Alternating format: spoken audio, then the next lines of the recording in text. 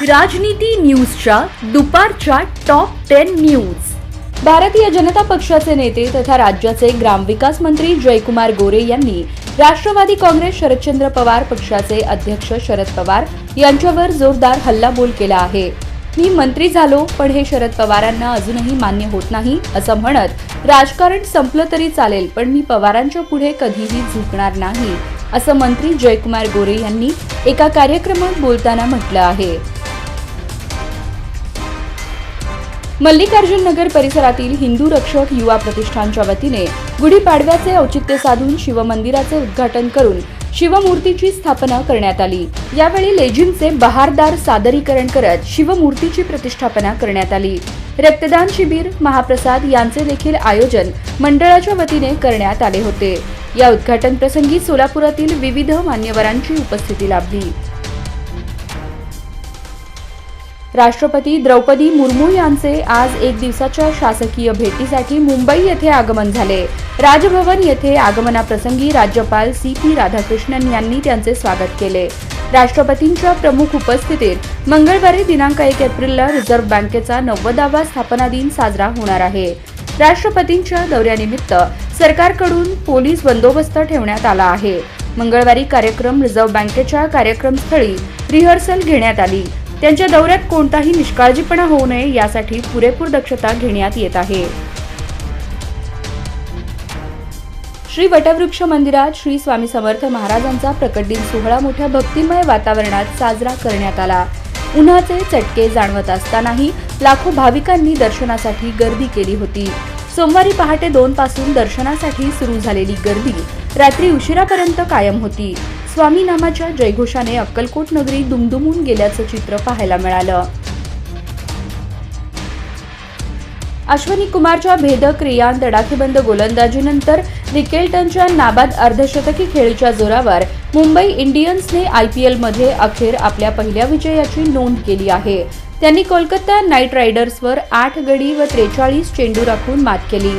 कोलकात्याला 16.2 षटकात 116 धावांवर गुंडाळल्यानंतर मुंबईने 12.5 षटकात 2 गड्यांच्या मोबदल्यात 121 धावा करत गुणांचे खाते उघडले। सोलापूर तुळजापूर महामार्गावर उळे ब्रिज जवळ दुपारी 1 वाजण्याच्या सुमारास एक टेम्पो पलटी झाला। त्या टेम्पो पलटीमुळे किमान 2 तासापर्यंत या रस्त्यावरील वाहतूक व्यवस्था खोळंबली होती। वारंवार होत असलेल्या अपघातांमुळे गावकऱ्यांकडून संताप व्यक्त केला जात आहे। पुण्यश्लोक अहिल्यादेवी होळकर सोलापूर विद्यापीठाचे विविध प्रश्न व समस्या सोडविण्यासाठी मुख्यमंत्री देवेंद्र फडणवीस यांच्या समवेत लवकरच बैठक लावणार असल्याचं महाराष्ट्र विधान परिषदेचे सभापती प्राध्यापक राम शिंदे यांनी येथे सांगितलं। पुण्यश्लोक अहिल्यादेवी होळकर सोलापूर विद्यापीठास भेट देऊन पाहणी केली। माणसाने मनात साठलेल्या भावना मोकळ्या केल्या पाहिजेत। त्या जर तशाच पोटात साठवून ठेवल्या तर त्याचा एक ना एक दिवस विस्फोट होतो असे म्हणतात।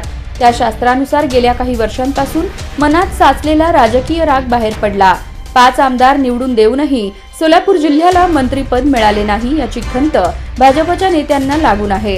मुख्यमंत्री देवेंद्र फडणवीस यांनी सोलापूरच्या दौऱ्यात त्याविषयी देखील काढला नाही। अखेर शहर उत्तरचे आमदार विजय देशमुख यांनी मनात खदखदत असलेल्या भावनांना सोमवारी वाट मोकळी करून दिली। रोज होणाऱ्या उकाड्याने सोलापूरकर हैराण झाले असताना आता त्यांना दिलासा मिळण्याची शक्यता आहे। मंगळवारी काही ठिकाणी पावसाची शक्यता वर्तविण्यात आली आहे। बुधवार 2 एप्रिल रोजी हवामान विभागाने येलो अलर्ट दिला आहे। गेल्या काही दिवसांपासून हवामानात सतत बदल होत आहेत। काही ठिकाणी तापमान 40°C पुढे गेले आहे। काही ठिकाणी आभाळ भरून येत आहे तर काही ठिकाणी तापमान 40°C पुढे गेले आहे। सोलापूर महानगरपालिकेने मार्च अखेर 219 कोटी 23 लाख रुपयांचा कर वसूल केला आहे। जप्त केलेल्या मालमत्तांचा एप्रिल महिन्यात जाहीर लिलाव होणार असल्याची माहिती कर संकलन प्रमुख युवराज गाडेकर यांनी दिली। गुढीपाडवा आणि रमजान ईद निमित्त शनिवार आणि रविवारी शासकीय सुट्टी होती। मात्र या दोन्ही दिवशी कर संकलन केंद्र सुरू होती। रविवारी रात्री 10 वाजेपर्यंत कर संकलन केंद्र सुरू होते। रविवारी एकाच दिवशी 1 कोटी 64 लाख रुपयांचा कर भरणा झाला होता। एका थकबाकीदाराने 21 लाख रुपयांचा धनादेश दिला आहे।